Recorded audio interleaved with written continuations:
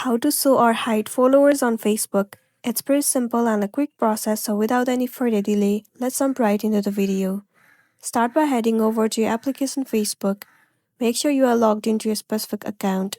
Once you have been logged in, head over to menu at the bottom right corner of the screen. And then click on the gear icon at the top right. In this page, you have to scroll all the way down until you see the option of Followers and Public Content inside Audience and Visibility. Once you see that option, click on it. Right now, the followers isn't hidden because all of the settings is set to public, which means that all the people will be able to view the followers. But if you want to hide it, then click on Who Can See the People page and list you follow. And set the settings to only me. Tap on Save.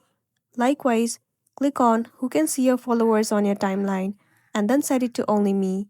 Now if you click on Save, your followers on Facebook will be hidden and then you'll be good to go. So that's a wrap for this video. If this video helped you, give it a like and check out our next tutorial. Thank you.